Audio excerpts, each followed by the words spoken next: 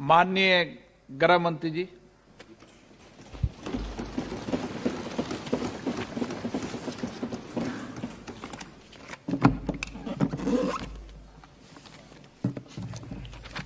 माननीय अध्यक्ष जी, आज जो बिल को लेकर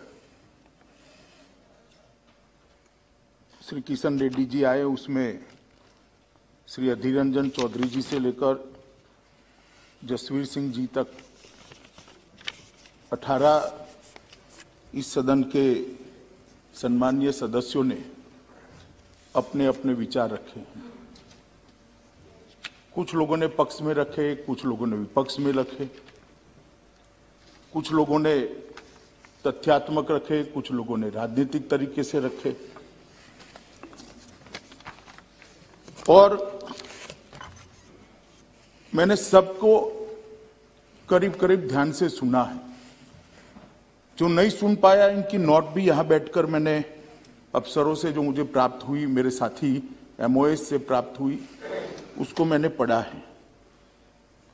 माननीय अध्यक्ष जी, मैं इस सदन के सभी सदस्यों को फिर से एक बार कहना चाहता हूं कि कृपया जम्मू कश्मीर की स्थिति को हम समझें। राजनीति करने के लिए ऐसा कोई बयान न दे जिससे जनता गुमराह हो जाए। माननीय अध्यक्ष जी, यहां कहा गया कि धारा 370 हटाने के वक्त जो वादे किए गए थे उसकी दिशा में क्या किया। मैं तो जरूर इसका जवाब दूंगा। मुझे मौका दे दिया आपने जवाब देने का। मगर भाई 17 महीने हुए धारा 370 हटे हुए, आप हमसे हिसाब मांग रहे हो। 70 साल आपने क्या करा, इसका हिसाब लेकर आए हो क्या किया 70 साल? और अगर 70 साल ढंग से चलाते तो हमसे हिसाब मांगने का समय ही ना आता।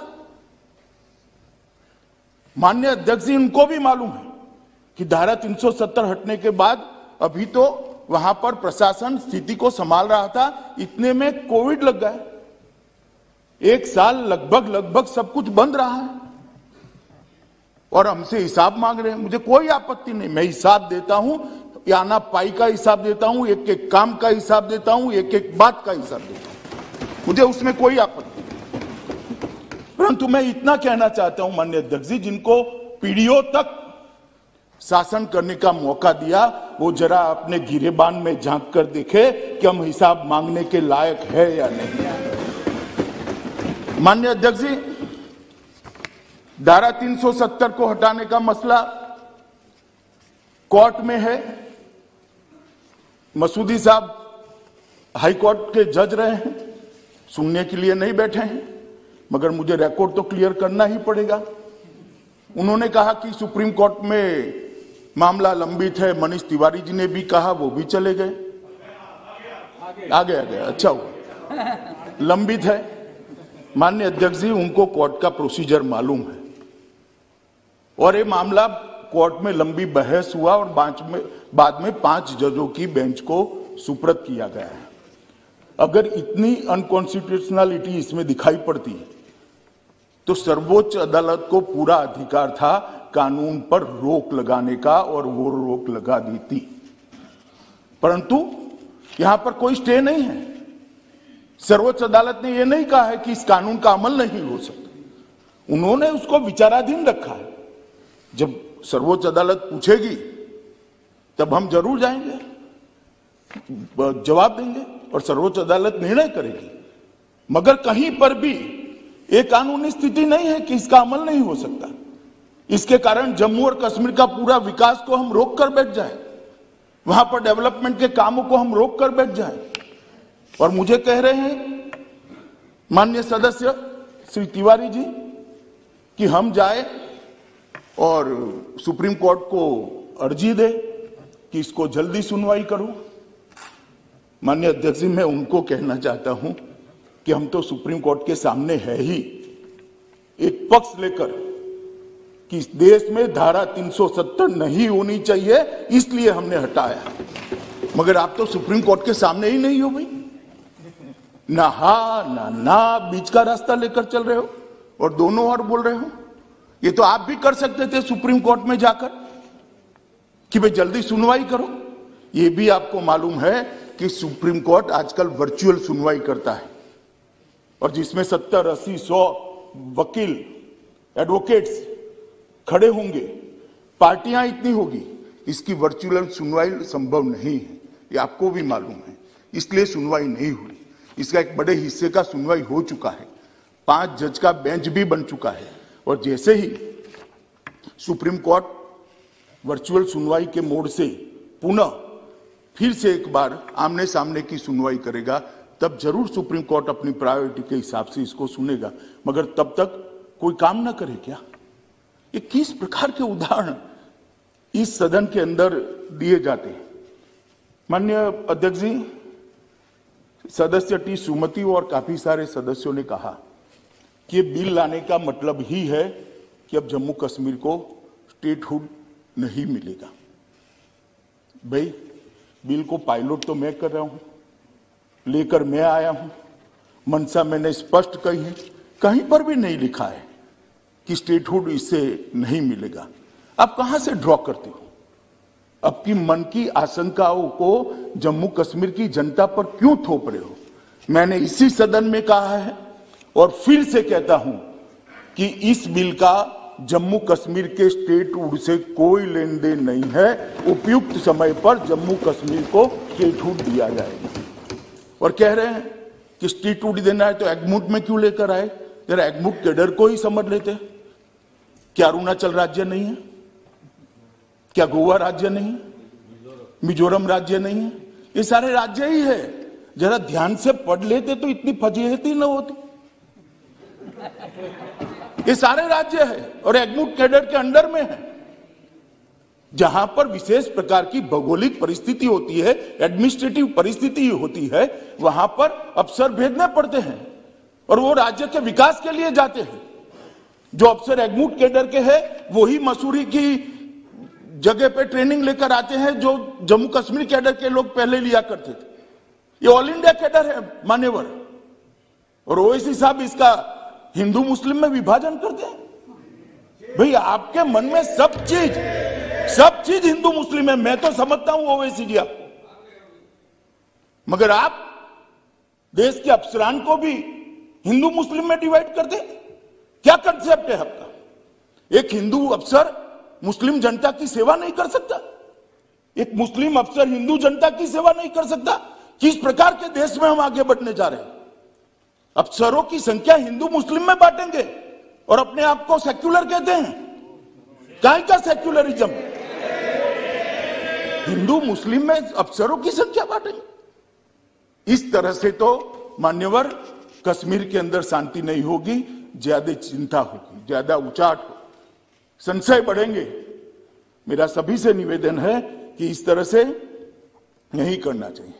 अभी उन्होंने एक और निवेदन कर दिया मान्यवर कि 2G से 4G विदेशियों के दबाव में किया है।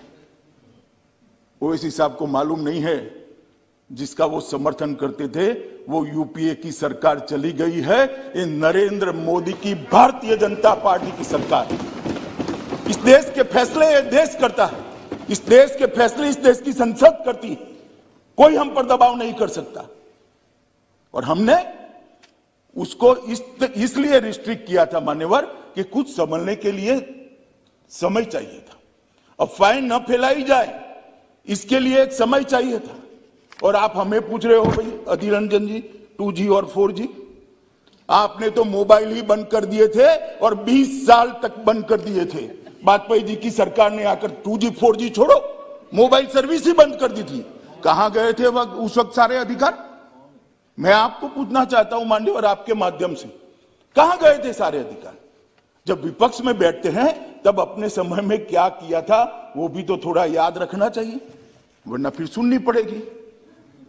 मान्यवर, ये हमें 4G और 2G का कह रहे, मैं अभी भी कहता हूं कि सबसे बड़ा नागरिक का अधिकार है सुख और शांति से रहने का, सलामती के साथ रहने का। सलामती जहां नहीं होगी वहां सारे अधिकारों का कोई मतलब नहीं। ये नई फैशन शुरू हो गई। मान्यवर, मैं कहना चाहता हूं कि ये जो लोग कह रहे हैं कि हम विदेश के दबाव में आकर कह रहे हैं, मैं उनको पूछना चाहता हूं कि किसके दबाव के अंदर धारा 370 को इतने समय तक चालू रखा आपने? ये तो जरा बता दीजिए, किसका दबाव था? कौन प्रेशराइज करता था? अभी किसी ने कह दिया बड़े बड़े साहित्यिक शब्दों के साथ कि शासन का जनता से वादा था, एक एग्रीमेंट था। भाई, मैं तो एग्रीमेंट को बारीकी से पढ़ता हूं और मैं तो मानता हूं कि पूर्ववर्ती सरकारों ने भी जो वादे करे हैं उसको ध्यान से पढ़ने चाहिए और इसका अमल करना चाहिए। 370 के बारे में कहा गया कि 370 और 35 से वो देश की सरकार का जम्मू कश्मीर की जनता से एग्रीमेंट था। एग्रीमेंट जरूर था, मगर उसमें टेम्पररी शब्द आप भूल जाते हैं पढ़ने का। ये टेम्पररी था।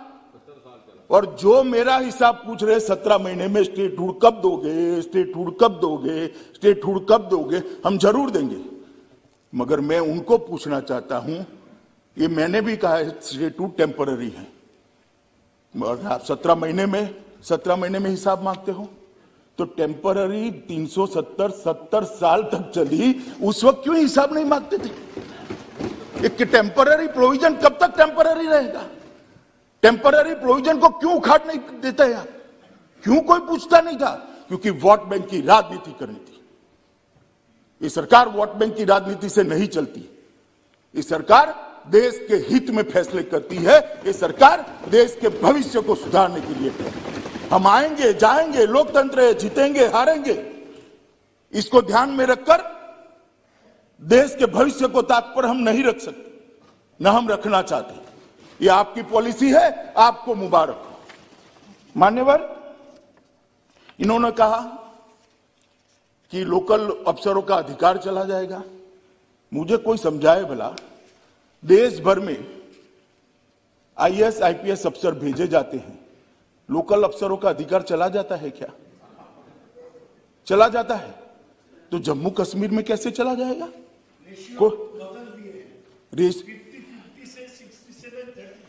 दादा आप ज्यादा पढ़ नहीं सकते, अब मैं समझ रहा हूं। देश भर में यही रेशियो है। आपके बंगाल में भी ये है। क्यों अलग रखना? कश्मीर देश का हिस्सा नहीं है? कश्मीर देश का हिस्सा नहीं है क्या? क्यों अलग रखना? और क्या कश्मीरी युवा को देश की ऑल इंडिया कैडर में आने का अधिकार नहीं है? अगर स्कूलों में पढ़ाते, स्कूल जला न दिए गए होते, मदरसों के अंदर बच्चों को जाने के लिए मजबूर न करते, तो कश्मीर के बच्चे भी आज आईएएस और आईपीएस अफसर बने होते। स्कूल किसके टाइम में जल गए? और मेरा हिसाब ले रहे हैं, मुझसे हिसाब मांग रहे हैं, कितने लोग मर गए, ये हो गया वो गया। मनीष भाई, कांग्रेस का शासन याद करो क्या होता था। हजारों लोग मारे जाते थे, सालों तक कर्फ्यू रहता था।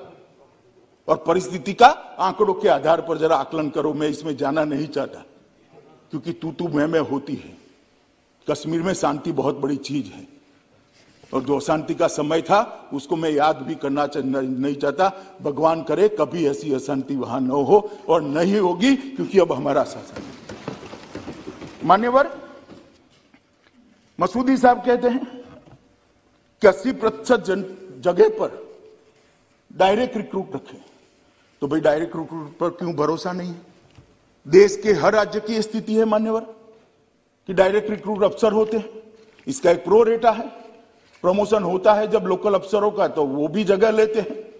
और ये देश का, पूरे देश का एडमिनिस्ट्रेटिव इंफ्रास्ट्रक्चर इसी आधार पर बना है। अब जम्मू कश्मीर के अंदर चीप पॉपुलैरिटी के लिए ये कहना कि 80% अफसर बाहर के, कोई बाहर का नहीं है, सभी भारत माता की संतान है, इसी भारत में जन्मे। बाहर का क्या होता है? ये नई पैटर्न और नई फैशन विकसित करिए। बाहर का है। दादा, आपको नहीं कह रहा मैं। मान्यवर, एक गलत रास्ता है। इस रास्ते पर देश में भलाई नहीं होगी। मसूदी साहब कह रहे हैं कि आपने बोडोलैंड को ये दे दिया, मणिपुर को ये दे दिया, कश्मीर को क्यों नहीं? अरे मसूदी साहब, जरा सच बोला करिए। आप तो जज हो, सब कुछ पढ़ते हो। सभी अकॉर्ड निकाल कर दीजिए। किसी को अलग संविधान नहीं दिया है, किसी को अलग झंडा नहीं दिया है, किसी को धारा 370 नहीं दी है। और ये तो हमारा वादा था देश की जनता को 1950 से कि इस देश में 2 विधान, 2 निशान, 2 प्रधान नहीं रहेंगे। और आज मोदी जी के नेतृत्व में हमने इसको समाप्त कर दिया। मान्यवर, इन्होंने विकास की काफी सारी बातें करी और मैं भी करना चाहता हूं कि धारा 370 से क्या मिला इसका हिसाब वजीर दाखिला दे, गृह मंत्री दे। तो ठीक है भाई, आपने कहा है तो मैं दे ही देता हूं। सबसे पहला काम हमारी सरकार आने के बाद वहां पंचायती राज का पुनर्स्थापना हुआ है, शुरुआत हुआ है। पुनर्स्थापना शब्द ठीक नहीं माना। जब इस देश का संविधान लिखा गया, संविधान लिखने के बाद डॉक्टर आंबेडकर ने जब संविधान का एडिटिंग का भी काम समाप्त हो गया, एक बहुत बड़ा स्टेटमेंट किया था साहब, इस देश के लोकतंत्र को, वो वाक्य को सुवर्ण अक्षर में मंडित कर डॉक्टर आंबेडकर के वाक्य को रखना चाहिए।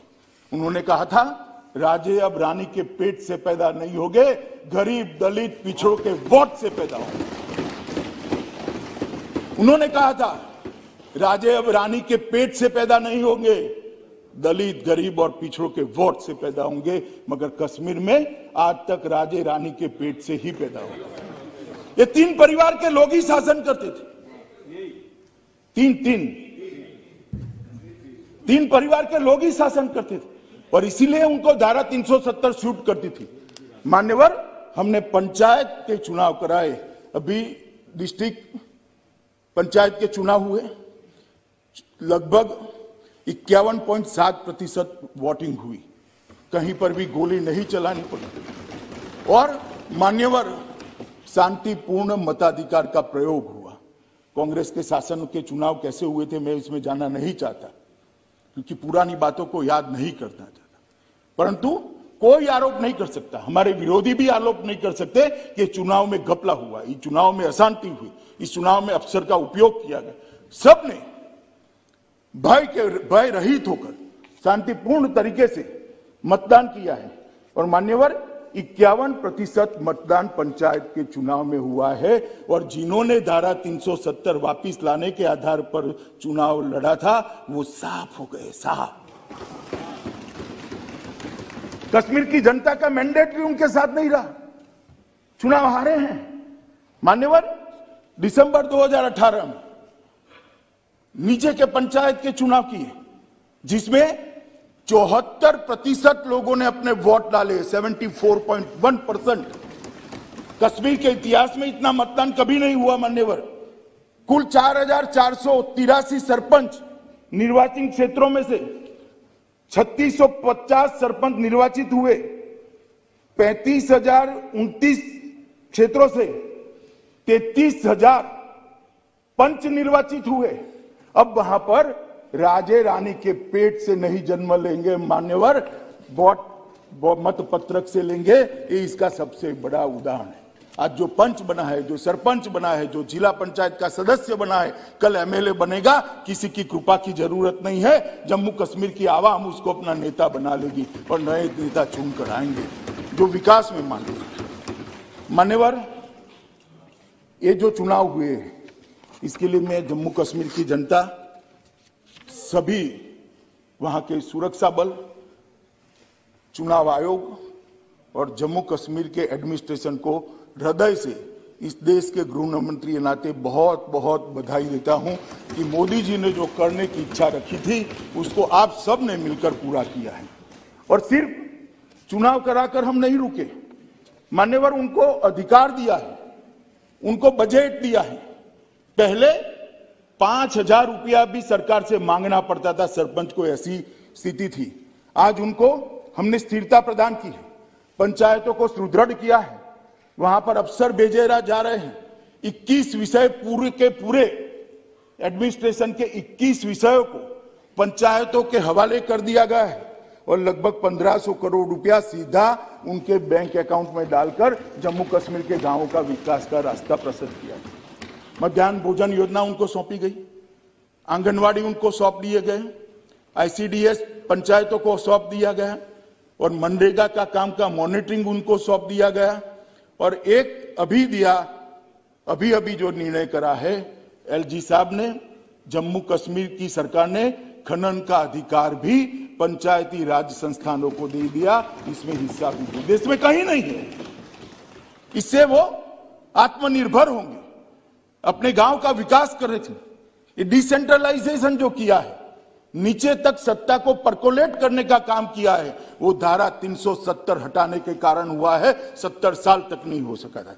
माननीय महोदय, बीडीसी के अध्यक्ष तो डीएम के समकक्ष स्थान दिया गया है। उग्रवादी घटना में मारे गए किसी भी निर्वाचित सरपंच, पंच, बीडीसी अध्यक्ष के लिए 25 लाख रुपए की राशि की व्यवस्था की है और क्षमता संवर्धन के लिए उनकी ट्रेनिंग का भी प्रोग्राम करा है, क्योंकि काफी नए हैं लोग, वहां परंपरा ही नहीं थी, नई परंपरा स्थापित हो रही है। तो इनकी ट्रेनिंग की भी बड़ी व्यवस्था कर दी गई है और स्थानीय निकायों के चुनाव भी कराए गए। मैं इसकी बहुत डिटेल में नहीं जाना चाहता। मान्यवर कहते हैं कि क्या फर्क आया। फर्क मैं बताता हूं। पहले जम्मू और कश्मीर, जहां पर भी राजधानी होती थी श्रीनगर, वहां पर भी सारे अधिकार सेंट्रलाइज थे। अब अफसरान कभी गांव में नहीं जाते थे, चुने हुए प्रतिनिधि जाते थे, एमएलए जाते थे, मगर अफसरान नहीं जाते थे। हमने सारे राजपत्रित अधिकारियों को आवंटित पंचायत के अंदर 2 दिन और 1 रात का निवास करना कंपलसरी करा, माननीय अध्यक्ष जी, और वहां जाकर जमीनी स्थिति वो देखने लगे। उनका उद्देश्य है, उनको काम दिया गया है, वहां विकास के काम जो अटके हैं, जो कमी है, जो कमियां हैं, उसकी लड़ी को जोड़ने का उनको काम दिया गया है। पंचायत को सशक्तिकरण करने का, और प्रत्यक्ष रूप से जो वहां 2 बार ये अभियान चला, उसमें से लगभग 20,000 छोटे मोटे काम आए हैं, जिसमें से 18,000 कामों को स्वीकृति दे दी गई। कहीं पुलिया बनानी थी, कहीं जोड़ता हुआ रोड बनाना था, कहीं तालाब के अंदर तालाब तो था मगर पानी जाने के रास्ते भर गए थे, कहीं तालाब को सफाई करने की व्यवस्था नहीं थी, कहीं कूड़ादान नहीं था, कहीं बिजली का खंभा था, तार चोरी कर गए थे। ऐसे 20,000 से ज्यादा काम ढूंढे गए और 18,000 कामों की स्वीकृति दे दी है और वो विकास के रास्ते पर आगे बढ़ गए। माननीय अध्यक्ष जी, 3 बार ये कार्यक्रम हुआ है और बहुत सफल हुआ है। पूरे जम्मू और कश्मीर में इससे बड़ी जन भागीदारी नहीं हुई। 5 लाख से अधिक मृत्यु, जन्म, दिव्यांगता, अधिवास, ये प्रमाण पत्र वहीं मौके पर दिए गए। 5 लाख लोगों को जम्मू कश्मीर जाने की जरूरत, राजधानी में जाने की जरूरत नहीं है और ये निरंतर चलने वाला है। मान्यवर, ये पूछते हैं हमें क्या किया, इसलिए मैं बताता हूं। 50,000 परिवार को स्वास्थ्य बीमा के तहत कवर कर दिया गया है। रोजगार के अंदर लगभग 10,000 युवाओं को कवर किया, 6,000 नए काम शुरू करे और 4,440 क्रिकेट और फुटबॉल की किटों को गांवों में पहुंचकर बच्चों के हाथ में बंदूक की जगह क्रिकेट का बैट हो, इसकी व्यवस्था हमने करी। और मेरा शहर मेरे गौरव के तहत ये शहरी विकास के लिए भी किया है। मान्यवर, विकास का काम को जहां तक गति देने का सवाल है, मोदी जी प्रधानमंत्री बने तब से जम्मू कश्मीर उच्चतम प्राथमिकताओं वाला क्षेत्र रहा है, क्योंकि जम्मू कश्मीर ने बहुत सहा है। उनके दर्द को मैं कुछ शब्दों में सिर्फ यहां बयान नहीं कर सकता मान्यवर, बहुत सहा है। इसलिए लगभग प्रधानमंत्री विकास पैकेज पीएम योजना की जो घोषणा हुई, उसका पुनर्निर्माण और मेगा विकास का जो पैकेज था, इसके तहत 58,627 करोड़ रुपए की परिव्यय की 54 योजनाएं थी। 54 योजनाएं थी और लगभग उसको बढ़ाकर 26% और बढ़ाया गया। 20 परियोजनाएं, जिनमें से 7 केंद्रीय की थी, 13 संघ राज्य की थी, ये काफी हद तक पूरी हो चुकी है। तो 20 परियोजनाएं तो पूरी हो चुकी है 54 में से, और बाकी 8 परियोजनाएं ये लगभग मार्च के अंत के पहले पूरी हो जाएगी। तो 54 में से 28 परियोजनाओं को पूरा करने का काम हमने कर दिया है। आईआईटी जम्मू ने अपने परिसर में काम कर दिया है, शुरू कर दिया है। दोनों एम्स का निर्माण शुरू हो चुका है। अर्ध रिंग रोड जम्मू को 2021 में हम पूरा कर देंगे। 8.45 किलोमीटर की बनिहाल सुरंग को इस साल खोलने की योजना है।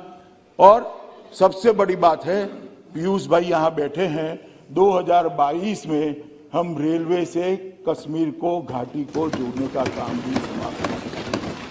दादा 70 साल में जो नहीं हुआ वो अब हो रहा है, वो आपको मालूम होना चाहिए।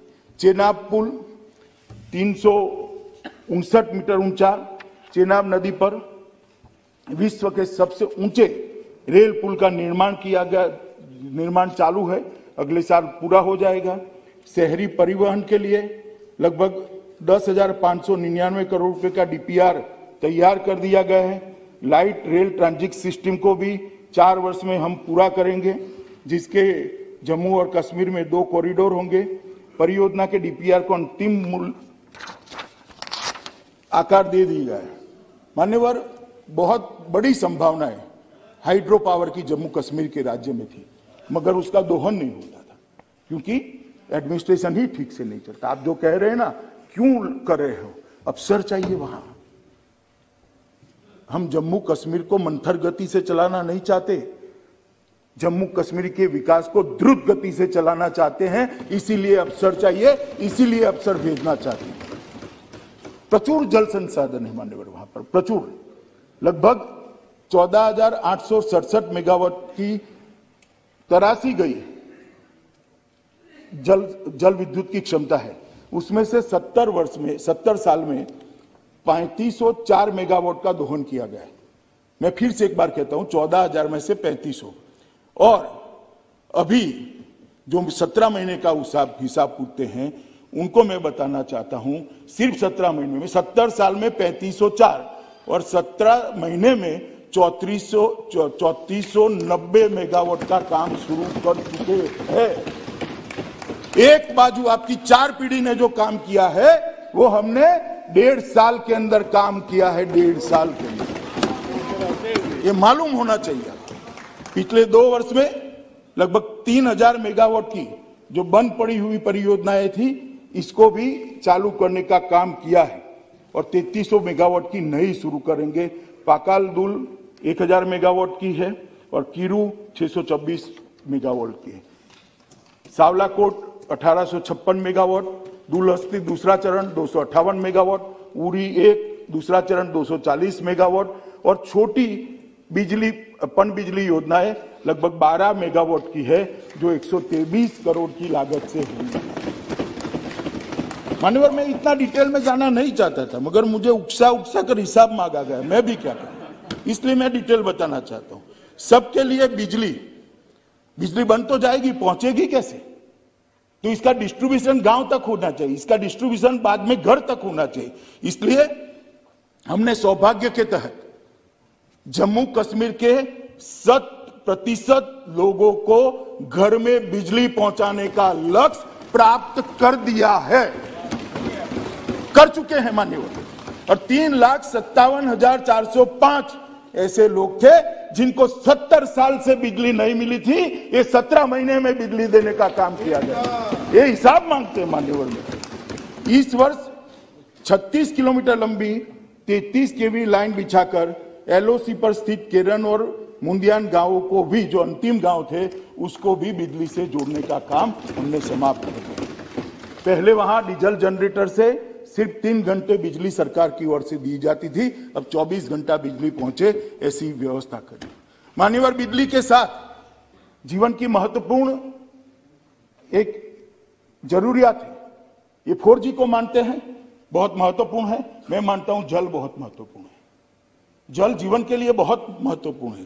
कांग्रेस के हिसाब से 4G जीवन के लिए बहुत महत्वपूर्ण है, मगर हमारी मान्यता अपनी जगह स्थिर है। 4G भी जरूरी है, मगर जल अत्यंत जरूरी है। इसलिए सितंबर 22 तक सभी 18.16 लाख परिवारों को पाइप के द्वारा घर में पानी पहुंचाने की योजना समाप्त हो जाएगी। और जब मैं ये कह रहा हूं तब पूछेंगे, भाई आप तो 22 की बात कर रहे हो। अभी 4 जिलों में 100% घर में पानी पहुंचाने का काम हमने समाप्त कर चुके हैं और 22 तक बाकी के जिलों का काम हम करेंगे। इसके साथ विद्यालयों, आंगनवाड़ियों और शिक्षा संस्थानों को, अस्पतालों को भी हमने जोड़ने का काम किया। मान्यवर, हमने तय किया है कि 2021 के अंदर ही 5300 किलोमीटर की सड़कों का निर्माण होगा, जिसमें 700 किलोमीटर कश्मीर में और 4600 किलोमीटर जम्मू में, और हर गांव को 2022 आजादी के 75 साल तक सड़क से जोड़ने का काम भी हम जम्मू कश्मीर में पूरा कर देंगे। इसका बजटरी प्रोविजन भी होगा।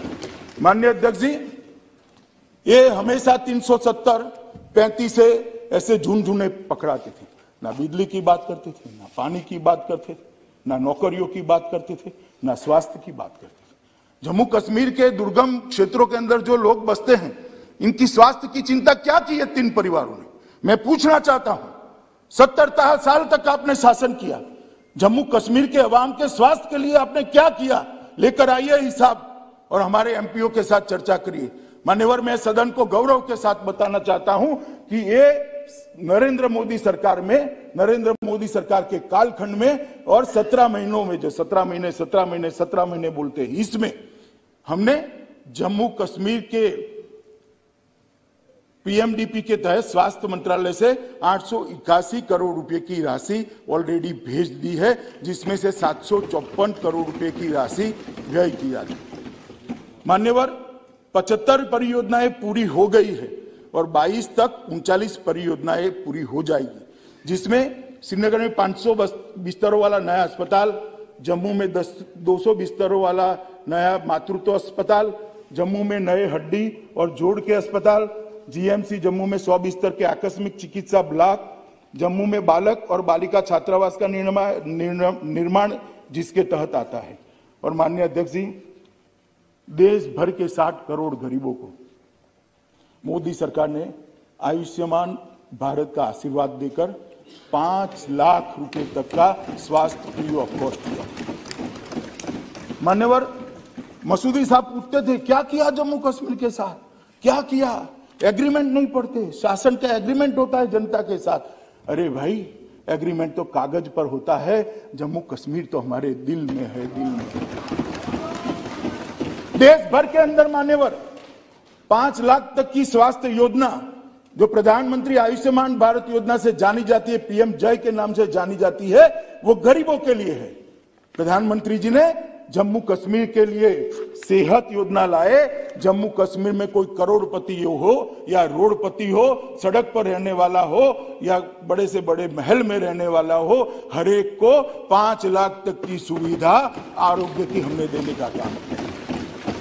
और मान्यवर, मैं देखता था, मैं कार्यक्रम में उपस्थित था वर्चुअल तरीके से, लोगों की आंख में आंसू थे। एक बूढ़ी महिला कश्मीर घाटी की मां बता रही थी कि 70 साल तक हमारा किसी ने चिंता नहीं किया, नरेंद्र मोदी जी ने आकर हमारी चिंता की, अब मुझे इलाज कराने के लिए किसी के सामने हाथ फैलाने की जरूरत नहीं है, मेरी सरकार वहां बैठी है जो मेरा इलाज कराएगी। मान्यवर, ये जो हमने किया है, लगभग हर एक व्यक्ति को सेहत योजना के तहत कवरेज देने का काम किया है। और मैं मानता हूं जम्मू कश्मीर बहुत कम राज्यों में से एक राज्य है जिसका हर एक व्यक्ति स्वास्थ्य योजना के तहत कवर किया गया है। मान्यवर, कोविड के खिलाफ लड़ाई भी इसी समय में हम लड़े, जो 17 महीने का हिसाब मांगा जाता है, इसी के तहत लड़े। और सबसे अच्छा कोविड प्रबंधन एलजी के नेतृत्व में जम्मू कश्मीर सरकार ने किया। टीकाकरण का काम भी बहुत स्मूथ तरीके से घाटी और जम्मू दोनों तरफ चल रहा है। मान्यवर, एम्स की स्थापना की है, 2 एम्स बनाने का काम किया है और लगभग 2000 करोड़ रुपया एक एम्स का, 4000 करोड़ रुपया एम्स के लिए भारत सरकार ने यहां भेजा है। इसकी शुरुआत हो गई है। नए मेडिकल कॉलेज की स्थापना, 7 नए मेडिकल कॉलेज, 70 साल में 3 थे, 17 महीने में 7, अनंतनाग, बारामूला, रजौरी, डोडा, कठवाड़ा, हंदवाड़ा और उधमपुर, ये 7 नए मेडिकल कॉलेज की शुरुआत हुआ है। और 5 मेडिकल, उसमें से 5 का एक टेम्परेरी परिसर के अंदर शिफ्ट व्यवस्था के आधार पर बच्चों को पढ़ाने का कामकाज भी हमने शुरू कर दिया है। राह नहीं देखिए, इसको सिविल अस्पताल के और 22-23 में और 2 मेडिकल कॉलेज भी हम चालू कर देंगे। लगभग हम 1100 बच्चे जम्मू कश्मीर के डॉक्टर बनकर जम्मू कश्मीर के गरीब की सेवा करें, इस तरह की व्यवस्था। आप हमें पूछ रहे हो हमने क्या किया? कभी इतनी संवेदना के साथ किया था? 370 का झुनझुना दिखाकर शासन करते रहे 3 परिवार मान्यवर। कितने सालों तक शासन किया? जो असुविधाएं थी, जो कष्ट था, जो दुख था, उसको एड्रेस करने का इन्होंने कभी काम नहीं किया। माननीय अध्यक्ष जी, एक बीएससी नर्सिंग कॉलेज भी हम वहां चालू कर गए हैं, मंजूरी दे दी है, और 5 नए नर्सिंग कॉलेज को हम वहां स्थापना करने का प्लान रखे हैं। कि राज्य कैंसर संस्थान भी हमने शुरू किया है, एक श्रीनगर में और दूसरा जीएमसी जम्मू में। और मान्यवर राज्य सरकारें, केंद्र सरकार ने लगभग अलग अलग 115 योजनाएं नरेंद्र मोदी जी के शासन में आने के बाद इस देश के दलित, गरीब, पिछड़े, आदिवासी, इनके लिए बनाई थी, मगर उसका वहां पर इंप्लीमेंटेशन नहीं होता था। जब से राष्ट्रपति शासन लगा, तब से लगभग हर घर को बिजली देने का काम पूरा हो गया है। 3,57,405 लाभार्थियों को कवर दे दिया गया है। पीएम उज्ज्वला योजना के तहत 12,60,685 माताओं को गैस का सिलेंडर देने का काम हमने समाप्त कर दिया। उजाला योजना के तहत 79.54 लाख लाभार्थियों को घर में उजाला करने का काम किया है। स्वच्छ भारत मिशन के तहत 100% घरों को आज मुक्त कर दिया गया, ओडीएफ डिक्लेयर कर दिया गया। माननीय 100% स्वच्छ भारत अभियान का 100% इंप्लीमेंट हुआ है। एकीकृत सामाजिक सुरक्षा, इसके लगभग 8 लाख लाभार्थी, पहले 16 थे, अब 8 लाख हैं। एलपीजीडी बजट लगभग 31.77 लाख लाभार्थी हैं। केसीसी ऋण और प्रधानमंत्री किसान योजना का लक्ष्य जो दिया गया था वो पूरा हो गया है। हर किसान को अब 6,000 रुपया उसके बैंक अकाउंट में किसी बिचौलिए के बगैर मिल रहा है, ट्रांसफर हो रहा है। इसके अतिरिक्त 2019-20 में जो छात्रवृत्ति थी, इसका कवरेज इस 17 महीनों में 3 गुना कर दिया है। 8 लाख छात्रों को डीबीटी के माध्यम से प्री और पोस्ट छात्रवृत्ति मिल रही है। माननीय अध्यक्ष जी, चालू वर्ष के दौरान दिसंबर 2020 तक हमें लक्ष्य रखा है कि और 9.5 लाख लोगों को छात्रवृत्ति के कवरेज में लेकर आएंगे। मान्यवर मनीष जी ने कहा कि जम्मू में इतनी फैक्ट्रियां बंद हो गई है और ये इसी कालखंड में हो गई। मनीष जी, सिर्फ रिकॉर्ड क्लियर करने के लिए कह रहा हूं, ये फैक्ट्रियां बंद होने का जो रेंज है वो 18 साल का है। 18 साल में बंद हुई सभी फैक्ट्रियों का आंकड़ा आपने 17 महीनों के अकाउंट में डाल दिया है, तो रिकॉर्ड जरा क्लियर रहना चाहिए, है? नहीं, 18 साल से जितनी बंद हुई है उसका आंकड़ा इन्होंने 17 महीनों में डाल दिया, इसलिए मैं रिकॉर्ड क्लियर कर रहा हूं। मान्यवर, अब ये कहते थे कि 17 महीनों में क्या हुआ। जम्मू कश्मीर के उद्योग के लिए सबसे बड़ा हर्डल था, वहां कोई भी उद्योगपति उद्योग लगाना चाहे तो उसको भूमि नहीं मिल सकती थी। धारा 370 हटाई, उसके बाद में जमीन के कानून के हमने परिवर्तन किया और अब ऐसी स्थिति हुई है कि जम्मू कश्मीर के अंदर उद्योग लग पाए। 6 महीने पहले ही हम कानून लाए और अब मिल पाएगी, इसलिए उद्योग भी आएंगे। और उद्योग को आने के लिए सबसे अच्छा प्रोत्साहन पैकेज नरेंद्र मोदी जी की अगुवाई में भारत सरकार लाई है, अप्रूव किया है, और जम्मू कश्मीर सरकार ने भी इसको अप्रूव कर दिया है। मान्यवर, उनको मालूम है कि कोविड के कारण पूरे विश्व में मंदी है। मनीष जी पंजाब से आते, जरा पंजाब के आंकड़े लेकर आ जाए, यहां पर आपकी सरकार है।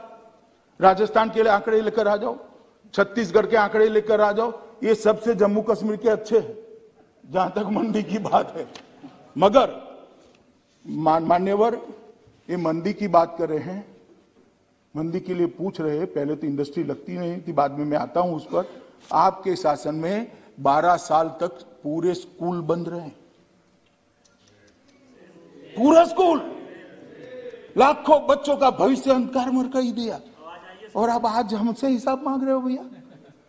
तनिक ढंग से तो सोचो कि हिसाब मांगना चाहिए या नहीं मांगना चाहिए। मान्यवर, ये 4G की रोते हैं, आपने तो मोबाइल ही बंद कर दिए थे।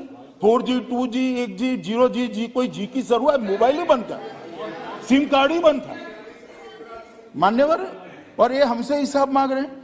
हम जो मान्यवर योजना लेकर आए हैं, अब हमने एक वहां, यही लोग यहां जो कहते हैं इंडस्ट्री नहीं आई, वहां जाकर अफवाह फैला रहे हैं कि आपकी जमीनें चली जाएगी। मैं जम्मू कश्मीर के आवाम को आश्वस्त करना चाहता हूं कि किसी की भी जमीन नहीं जानी है। सरकार के पास इतनी जमीन है कि जिसमें जम्मू कश्मीर विकास कर पाए, वहां इंडस्ट्री आ जाए, और अब सरकार की जमीन कोई राज करने वाला छीन नहीं सकता। ये नरेंद्र मोदी सरकार, ये जमीन आपके विकास के लिए है, आपके राज्य के उद्योग के लिए, ये जमीन को कोई नहीं छीन पाएगा।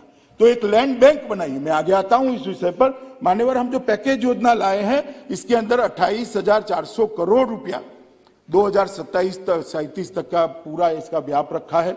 लगभग 4.5 लाख से अधिक लोगों को इससे रोजगारी मिलेगी, और तीनों प्रकार की हम इसमें सहायता देने वाले हैं। मान्यवर, जो उद्योग लगाएंगे, जो पूंजी लगाएंगे, जो उनकी वर्किंग कैपिटल होगी, इसको 500 करोड़ रुपए तक के ऋण पर लगभग जो ऋण होगा, इसको 6% ब्याज पर ही भारत सरकार देगी, 6%, जिससे उसको उद्योग लगाने में बड़ी सहायता हो जाएगी। जीएसटी के लिए भी हमने बहुत सारा अच्छा पैकेज में आयोजन किया है। जो उसके प्लांट एंड मशीनरी की वैल्यू होगी उद्योग की, इसके 300% तक उसको जीएसटी रिफंड किया जाएगा, पूरा का पूरा 300%।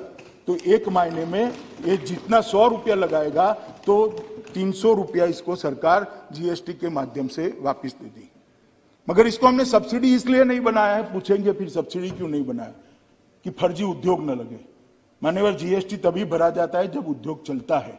उद्योग चलता है तो रोजगारी मिलती है, उद्योग चलता है तो बिजली की खपत होती है, उद्योग चलता है तो बाकी एंसिलरी इंडस्ट्रीज भी लगती है। जो उद्योग चलाएगा उसको 100 रुपया लगाने पर 300 रुपया तक का जीएसटी वापस दे दिया जाएगा।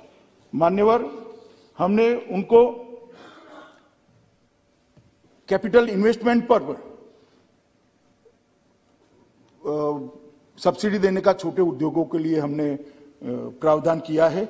और मैंने जो कहा लैंड बैंक, आपको आश्चर्य होगा कि 29,030 कैनाल का लैंड बैंक बनाया है जो सरकारी है।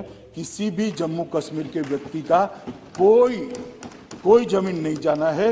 ये 29,030 कैनाल जो है, इतना ही है कि अब हम इसके लिए रोशनी लेकर नहीं आएंगे, रोशनी लेकर अंधेरा नहीं करेंगे। आपने तो सरकारी जमीन जो थी रोशनी के नाम पर अपने चट्टो बट्टों में बांट दी। हमने उसका लैंड बैंक बनाया और अब इंडस्ट्री को देंगे, तो इंडस्ट्री इसके अंदर विकसित होगी, रोजगार मिलेगा, बिजली की खपत बढ़ेगी, जीएसटी मिलेगा, रेवेन्यू मिलेगी, और जम्मू कश्मीर एक आश्रित राज्य की जगह एक अपने आप पर आत्मनिर्भर राज्य बने। इस दिशा में हम आगे बढ़े। मान्यवर, ईज ऑफ डूइंग बिजनेस को भी हमने बहुत आगे बढ़ाया है, इसका मैं ज्यादा कहना नहीं चाहता। युवाओं के लिए नौकरियां त्वरित भर्ती अभियान भी हमने चालू कर दिया है। वर्ग 4 में 10,000 रिक्तियां चिन्हित की गई है और 8,575 रिक्तियों सेवा चयन बोर्ड के माध्यम से विज्ञापित कर दी गई है। मान्यवर, इसमें बहुत चिट्ठियां चलती थी, कितनी योग्यता है इसके आधार पर नौकरियां नहीं देते थे, चिट्ठियों से नौकरियां बांटी जाती थी। हमने ये सारी नौकरियों को सेवा चयन बोर्ड द्वारा ही विज्ञापन देकर भरने का निर्णय किया है, और जो क्लास 3 और 4 है उसमें मेरिट से आधार पर नौकरी मिलेगी, कोई इंटरव्यू नहीं होगा। मान्यवर, लगभग 14,161 पदों के लिए सेवा चयन बोर्ड ने विज्ञापन कर दिया है, और 2,050 पदों के लिए लिखित परीक्षा, मैं क्लास 1 और 2 की बात कर रहा हूं, शुरू हो गई है और 324 उम्मीदवारों का चयन कर दिया गया है। मान्यवर, लगभग हमारा अंदाज है कि कुल मिलाकर 2022 के पहले 25,000 से ज्यादा सरकारी नौकरियों का सृजन कर 25,000 युवाओं को हम पारदर्शिता के साथ नौकरी देंगे।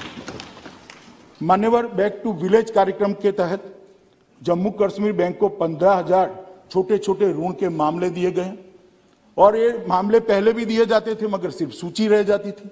मुझे कहते हुए आनंद है कि लगभग 4600 महिला सहित 13,000 मामलों को लोन देने का काम भी 15,000 में से 13,000 मामलों को लोन देने का काम भी समाप्त कर लिया गया है। वो अपनी छोटी छोटी इकाइयां चालू कर रहे हैं। युवा उद्यमों के लिए 242 करोड़ का और लोन दिया गया है। मिशन यूथ के तहत भी ढेर सारे काम किए हैं।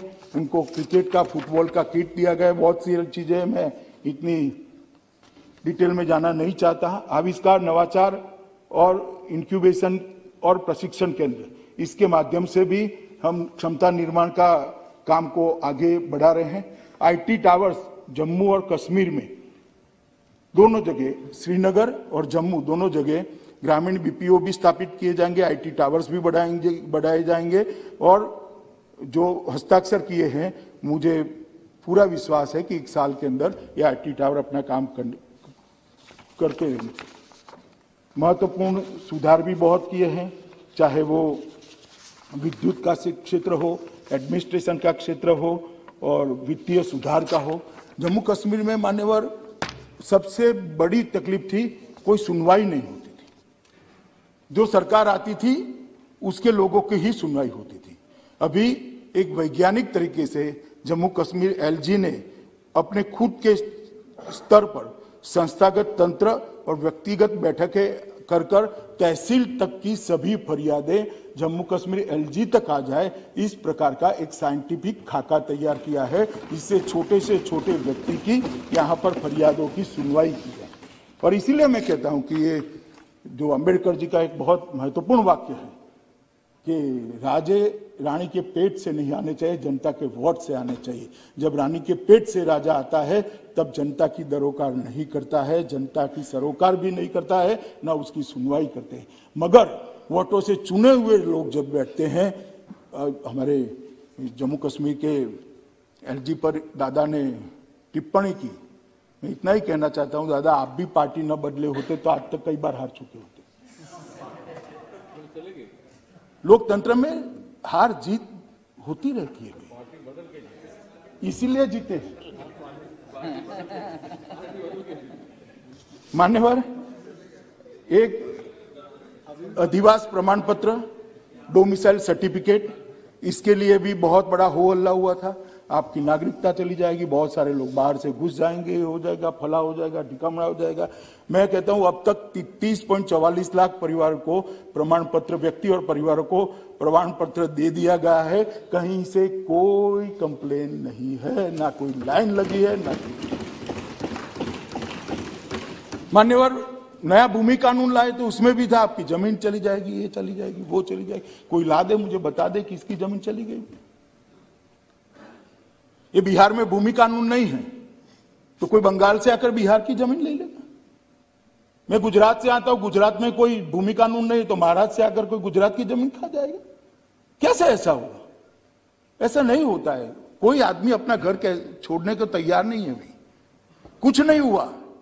आज इंडस्ट्री को आने का बहुत अच्छा वातावरण ये नए भूमि कानून के कारण हुआ है, जिसका जम्मू कश्मीर की जनता ने भी स्वागत किया है। और मान्यवर, मैं विशेष उल्लेख करना चाहता हूं पाकिस्तान से आए हुए रेफ्यूजी, पश्चिम पाकिस्तान के, पाकिस्तान अधिकृत कश्मीर से आए हुए रेफ्यूजी और 2642 वाल्मीकि परिवार के परिवार, 792 गोरखा परिवार और 43 अन्य परिवार, उनको भी डोमिसाइल सर्टिफिकेट देकर उनके 7 सालों से जो अन्याय होता है क्या उसको हमने समाप्त किया।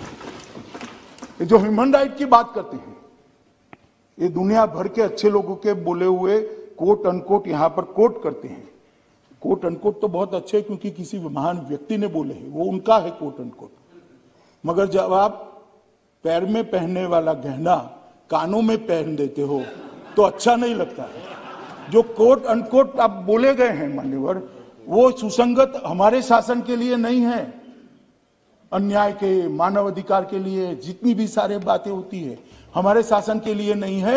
ये 3 परिवारों ने जो शासन किया उन्होंने मानव अधिकार का उल्लंघन किया। क्या मानव अधिकार कुछ लोगों के लिए सीमित है? पाकिस्तान से जो देश की शरण में है उनके लिए सीमित नहीं है। जो कश्मीरी पंडित भगा दिए गए उनके लिए सीमित नहीं है, इनके लिए नहीं है। जो सूफी संत भगा दिए गए उनके लिए नहीं है। जो वाल्मीकि लोग वहां से 70 साल से मताधिकार प्राप्त नहीं करते थे उनके मानव अधिकार नहीं है। क्यों उनके लिए आपके मन में भावनाएं नहीं आती हैं? क्योंकि वो आपका वोट बैंक नहीं है। मानव अधिकार को वोट बैंक की नजर से देखना आपका काम है। हम मानव अधिकार को मानव अधिकार की दृष्टि से, कितना भी विरोध हो, साहस नहीं है अपने ये कहने का कि वाल्मीकि को वहां मताधिकार मिलना चाहिए था। जो पाकिस्तान से शरण में आया है उसको मताधिकार मिलना चाहिए कहने का साहस नहीं है आप में, क्योंकि आप चुनाव लड़ना चाहते हो, चुनाव जीतना चाहते हो। आप में साहस नहीं है कि वाल्मीकि माता चौथी पीढ़ी आ गई, उसको नौकरी नहीं मिल सकती, ना वाल्मीकि बच्ची को नौकरी नहीं मिल सकती, इसका अधिकार नहीं। इसके मानव अधिकार के पास आपके लिए शब्द भी नहीं है, संवेदना भी नहीं है, मगर हमारे लिए शब्द भी है, कृति भी है और संवेदना भी। मान्यवर, रोशनी जैसे कानूनों को रद्द कर दिया गया, भ्रष्टाचार पर कार्यवाही हो रही है, क्योंकि पहले भ्रष्टाचार का कानून ही नहीं था। वहां ये पूछ रहे ना 370 क्यों होता है?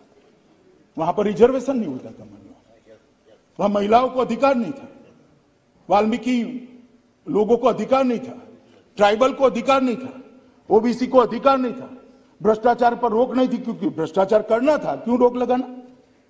ढेर सारे कानून, देश के अच्छे बने हुए कानून, दहेज के लिए कोई कानून नहीं था। और आप हमें समझा रहे हो कि 370 को क्यों हटाया?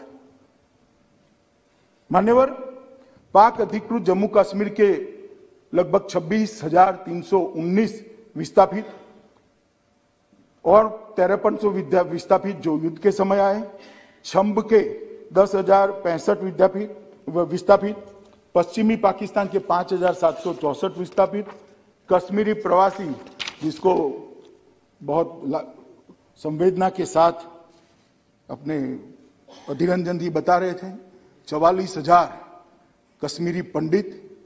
मैं आज उनको बताना चाहता हूं कि यही नरेंद्र मोदी जी के शासन में कश्मीरी पंडितों को, हर परिवार को राहत कार्ड जिसके पास है उसको 13,000 रुपया हर महीना सरकार देती है।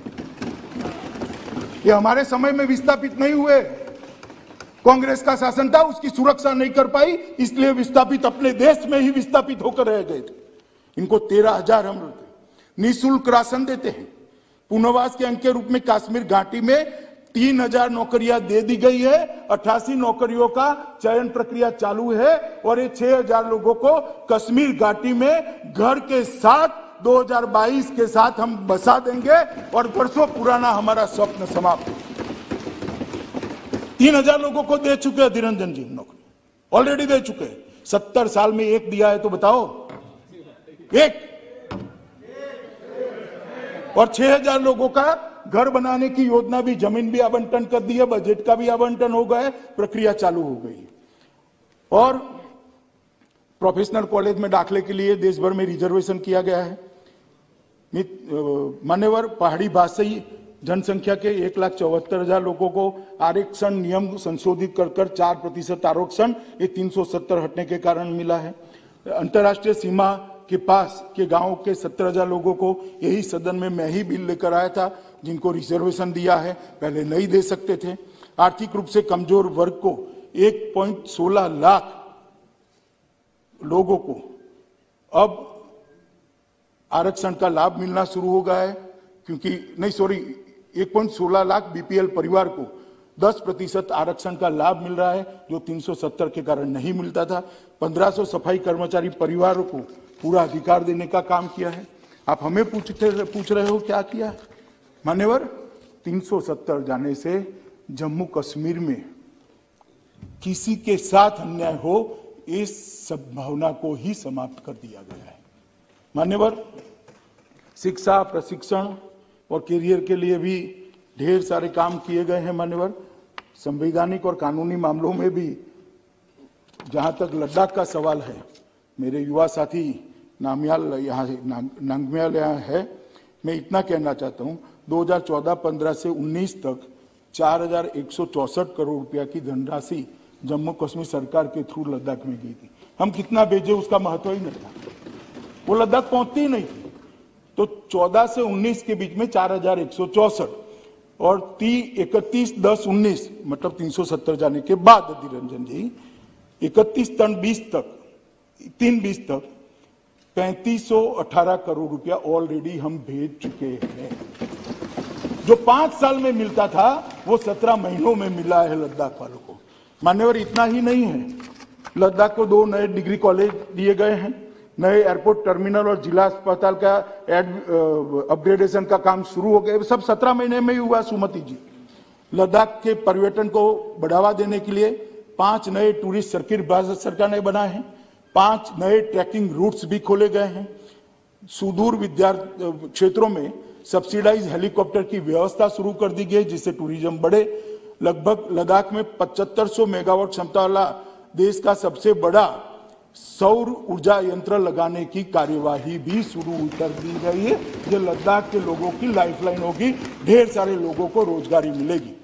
परंपरागत चिकित्सा प्रणाली, उसको रिवाइव किया गया है। National institute for Sowa Rigpa की स्थापना नवंबर 2019 की कैबिनेट में कर दी गई है। कारगिल हवाई अड्डे के व्यवहार्यता अध्ययन फिजिबिलिटी स्टडी के लिए लद्दाख प्रशासन और अपने विमानपत्तन विभाग इसके साथ एग्रीमेंट हुआ है। Mission integrated development of horticulture के तहत 28,870 ऐसे पौधे जो ठंडी में भी जिंदा रह पाए, उनको लगाने का काम किया गया है। ई गवर्नेंस की दिशा में गांव तक ई गवर्नेंस पहुंचे, इसके लिए ढेर सारी सुविधाएं के ई स्टैम्प शुरू कर दिया है, ई कोर्ट फी शुरू कर दी है। माननीय प्रधानमंत्री जी ने लद्दाख में एक सेंट्रल यूनिवर्सिटी का भी अनुमोदन कर दिया गया है। माननीय अध्यक्ष जी, विकास पैकेज के तहत जो 80,000 करोड़ रुपया था, उसमें इसका उचित हिस्सा भी लद्दाख को दिया गया है। और सभी राज्यों के जैसे यहाँ पर गुजरात भवन होता है, यूपी भवन होता है, बिहार सदन होता है, लद्दाख को भी 70 साल के बाद अपना भवन और सदन यहाँ पर मिला। भारत सरकार की कई सारी योजनाएं वहाँ पर थी, उसमें लगभग 80% कवरेज कर दिया गया है। रोड कनेक्टिविटी में सुधार के लिए 11 पुलों और 578 किलोमीटर रोड का काम हाथ पे लिया गया है। जो जिला टनल का काम शुरू कर दिया गया है। रिमोट एरिया में टेली कनेक्टिविटी के सुधार के लिए 80 सेट फोन और 124 वास्ट स्थापित किए गए हैं। पावर इंफ्रास्ट्रक्चर के लिए कारगिल में, लेह में 500 केडब्ल्यू के मिनी हाइड्रो प्रोजेक्ट स्थापित किए गए। 11 केवी की और 66.25 केएम और 42 केएम एलटी लाइन बिछाई गई है। 3 गर्ल्स हॉस्टल बनाए गए हैं। 20 बेडेड अस्पताल कारगिल के अंदर बनाया गया है। ट्रेजरी सिस्टम की जगह पीएमएफएस लागू किया है, जिससे अनुकूलता हो। लेह में 1000 एमटी का कोल्ड स्टोरेज बनाने का काम पूरा कर दिया गया है, जिससे इतने ठंडी वाले प्रदेश में उनको कोई कठिनाई का सामना न पड़े। पश्मीना गोट्स की संख्या में लगभग ये 17 महीने में 8% वृद्धि दर्ज की है, जो रिकॉर्ड है, आज तक कभी नहीं बढ़ा गया। लद्दाख के पिछले क्षेत्र के लिए विकास पैकेज लगभग 50,000 करोड़ का पैकेज प्रधानमंत्री जी तय कर रहे हैं, जो आने वाले दिनों में लद्दाख को मिलने वाला है। मान्यवर, ये कह रहे हैं कि धारा 370 हटाने के बाद क्या किया। मुझे इतना ही है कि आप धारा 370 को राजनीतिक रूप से बोलने की बजाय ये सारी चीजें जम्मू कश्मीर यूटी और लद्दाख यूटी के साइट पर सारी डिटेल थी। अगर किसी ने स्टडी कर पढ़ा होता तो शायद अब तक बिल पारित भी हो गया होता। ये पूछते नहीं ना, मैं जवाब देता। इन्होंने पूछा इसलिए मुझे जवाब देना पड़ा मान्यवर। मगर मेरा इतना ही कहना है अभी भी कि जम्मू कश्मीर और लद्दाख को राजनीति का हिस्सा हम न बनाएं। बहुत सारी चीजें राजनीतिक करने के लिए। आ जाइए राजनीतिक मैदान में, दो दो हाथ कर लीजिए, कोई नहीं डरता है जी, कोई नहीं डरता है। मगर ये देश का संवेदनशील हिस्सा है। उनको कई बार घाव लगे हैं, शंकाएं कुशंकाएं उनके मन में पड़ी है, उस पर मरहम लगाना इस सदन का काम है, उसको खुरेदना हमारा काम नहीं है। छोटी सी राजनीतिक इच्छा पूर्ति के लिए हम कश्मीर को इस दृष्टि से न देखें। मान्यवर, इस सब ने कहा कि प्रधानमंत्री जी ने वादा किया था, गृह मंत्री ने वादा किया था कि पूर्ण राज्य का स्टेटस वापस मिलेगा। मैं फिर से जम्मू कश्मीर के लोगों को वादा करना चाहता हूं, निश्चित मिलेगा। आपका विकास जो अटक गया है, ये 3 परिवारों ने जो विकास को रौंद कर रखा है, उसको पटरी पर चढ़ाकर जैसे ही उचित परिस्थिति होगी जरूर जम्मू कश्मीर को पूर्ण राज्य का स्टेटस वापस देंगे। इसका इस बिल से कोई लेन देन नहीं है। ये बिल से पूर्ण राज्य वापस आने की कोई संभावना समाप्त नहीं होती है। इतनी स्पष्टता कर कर फिर से एक बार जम्मू कश्मीर के अवाम और लद्दाख के लोगों को मैं कहना चाहता हूं, नरेंद्र मोदी सरकार परिपत्रों से नहीं चलती है। नरेंद्र मोदी सरकार कानूनों से नहीं चलती है। नरेंद्र मोदी सरकार योजना से नहीं चलती है। नरेंद्र मोदी सरकार भावना से चलती है। और हम मानते हैं कि जम्मू कश्मीर हमारा है, आप हमारे हो, ये पूरा देश आपका है और आपके साथ पूरा देश खड़ा है। इतना विश्वास देकर मैं मेरी बात को समाप्त करता हूं और पूरे सदन को मैं विनती करता हूं, कम से कम ये बिल को सर्वानुमत से हम पारित करें। इतना ही मेरा निवेदन है।